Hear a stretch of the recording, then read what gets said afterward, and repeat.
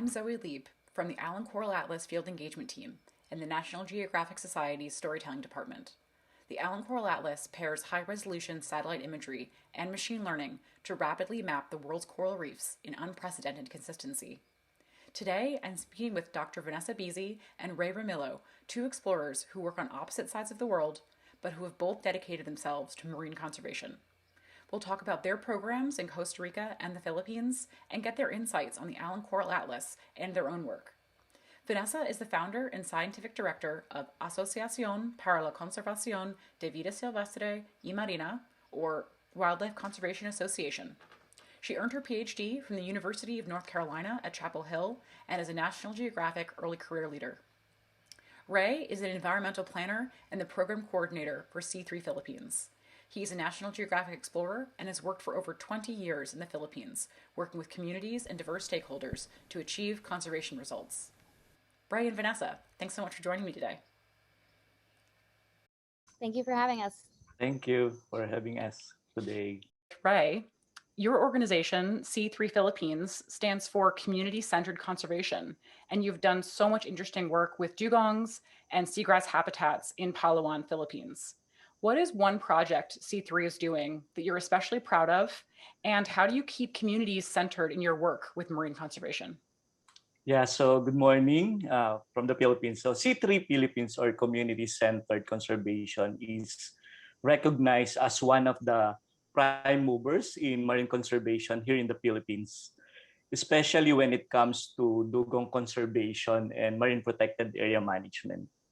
And strategically community-centered because we recognize that our partner communities, the indigenous peoples in particular, are the genuine stewards of our environment. And with that, we always ensure that participation and involvement of communities are always in the forefront of our conservation action. So we always value the inputs, the perspective, and the recommendation of our partner communities in our planning, in our project or program implementation in terms of decision making and management action. So that's fantastic. Thanks, Ray. So exciting what you're up to there. And Vanessa, between academia and conservation implementation, you have so much experience working in Costa Rica with sea turtles and other marine topics. Can you tell me about the organization that you founded, and what is one milestone that WCA has accomplished that you're most proud of? Yeah, well, our organization actually started as our legacy organization, which was completely a sea turtle conservation project. And what we learned very quickly was that, it's about a lot more than sea turtles. It's much more complex than that. And I truly believe that in order to protect wildlife, we must also protect the community's needs. And so that's why we founded the Wildlife Conservation Association, with the mission to really inspire sustainable living, inspire people to make the change to a more sustainable lifestyle through our research, community outreach, and immersive educational experiences. In terms of a milestone, it's a little bit difficult to say it not vaguely, so I'll say it vaguely and maybe give an example. But I think that what we've really accomplished is that we've really managed to establish recognition for the Ocional National Wildlife Refuge here in Costa Rica, and unite the community in its protection. And to kind of put that into context, like I said, it sounds vague, but we when I first got here, people didn't even know that this was a protected area. They didn't even know that there were turtles nesting here.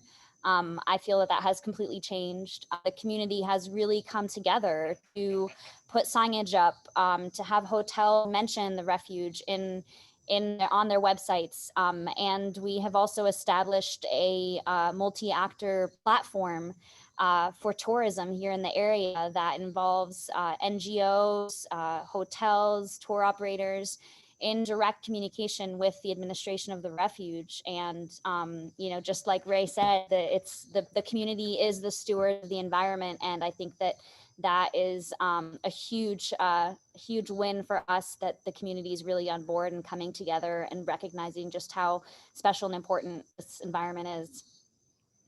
Wow, that's fantastic. So interesting that such different organizations, completely different countries, you both are really valuing the power of community when it comes to implementing conservation solutions. So that's amazing.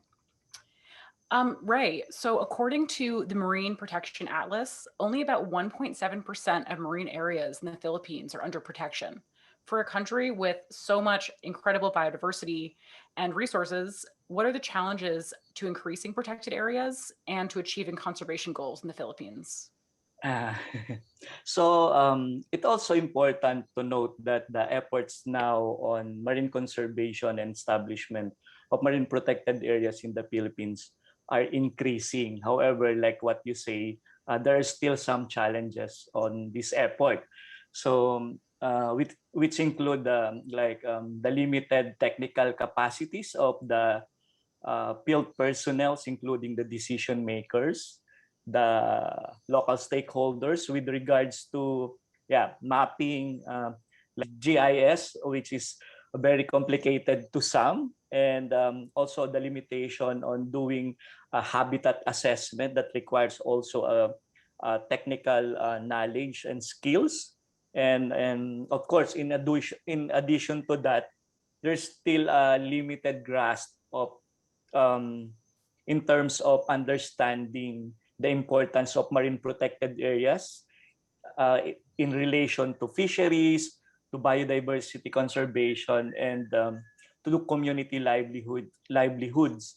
Hence, generated minimal support as well from limited participation from them. Just to share some concrete example on what we are doing, like in 2006, there's only four established marine protected areas in Busuanga, Palawan.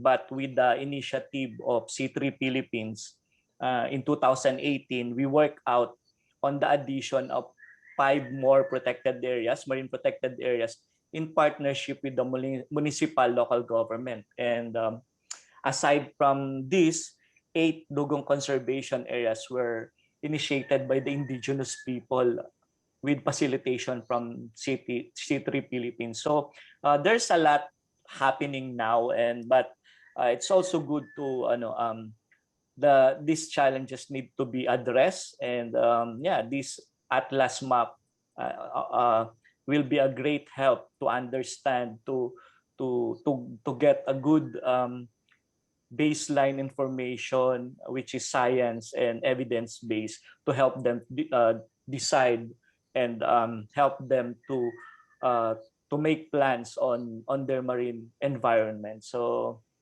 I think that's part of the challenges that we are facing, but still there are some hopes and some strategies that we can do. Yeah.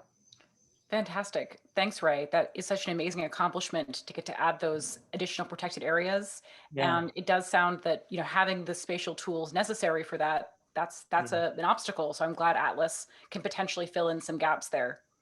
And Vanessa, coral reefs in Costa Rica are also facing many threats with limited protections.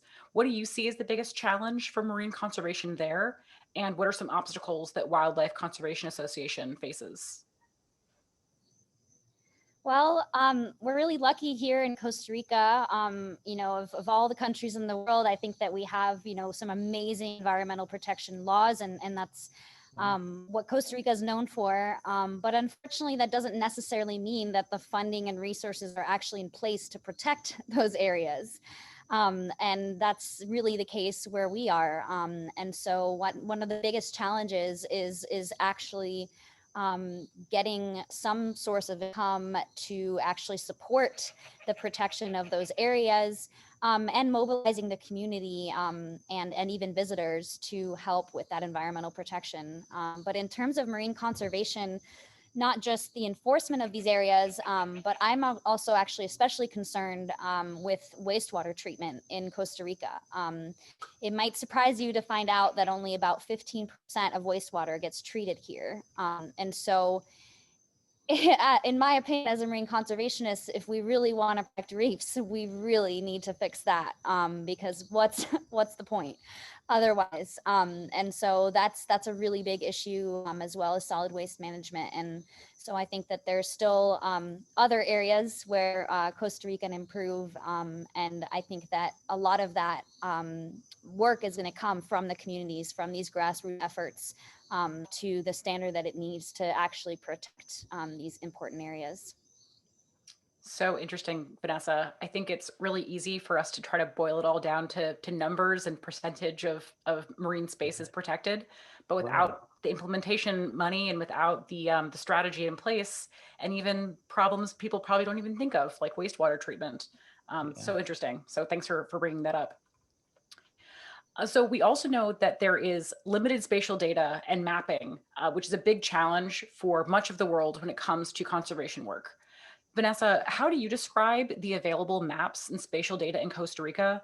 And how would a tool like the Atlas fit into your data needs as an organization and just for Costa Rica as a whole? Spatial data is very limited and difficult to access, especially when it comes to the ocean. And so it's so important for us to have understanding of where species occur, what habitat actually exists, because if we don't have that information and data, how in the world are we going to design policies and actually protect these environments? And so in many cases, that's our limitation, is the knowledge. So Island Coral Atlas really contributes greatly to being able to have this real-time accurate data, and especially data that's accessible and very visual and simplified. You know, people in policy are not necessarily scientists with a PhD, and I think that it's very important to have this type of visual tool. It can be really powerful for an organization like mine if we're trying to persuade people in government that we need more protection or that we need more resources. We always have to justify that, and this is a really important tool for that. Really cool. Thanks, Vanessa. I'm glad that's how you see the Atlas. That's really exciting. And Ray, how do you see the Atlas impacting marine conservation in the Philippines? And how might Atlas enhance any of your projects? Actually, yeah, I agree with Vanessa, and because the right information and reliable, updated data is very important in planning and decision making. The Atlas maps will contribute to enhance our work toward a more efficient biophysical assessment of the marine habitats that together with the community. So we jointly aim to protect and manage through the establishment of marine protected area. And these maps will provide us baseline, like what Vanessa said. It's very visual, it's very accessible, and these maps will provide us and our partners the right information that is science and evidence-based, relevant to appropriate decisions to effectively manage their environment. And yeah, it's not only like what I said before. C3 is not only working in the Philippines, but we have program also in Madagascar and Fiji. And I love to share this information about the Coral Island Atlas maps that are really helpful to in planning and decision making, and encouraging the local partners, the communities to participate and engage in planning and decision making on marine protected area management. Yeah. So great. And just that global reach. I mean, that is such a big value we see in the tool, is that it can be used in every tropical place that has coral reefs. So that is really exciting. Thanks, Ray. Do either of you have any last comments that you want to make before we close out?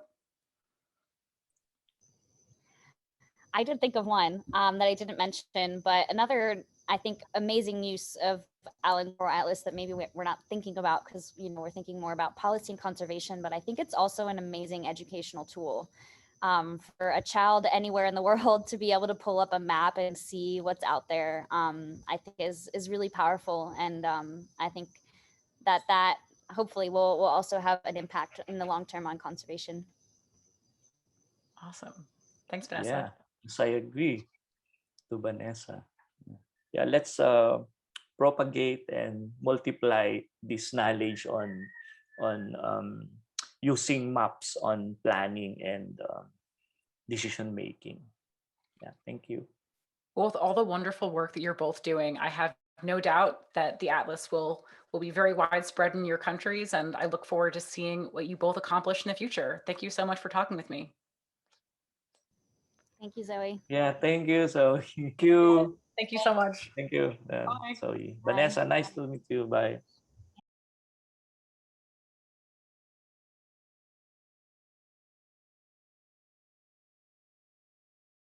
Partway through, I'm sorry, there's a really loud frog outside. I don't know if it's gonna mess Yeah, up the audio. I can I hear that. muted it. I can hear that. Oh, and I was like, oh, Oh. that's Prago. Yeah, people Yeah, will nice. understand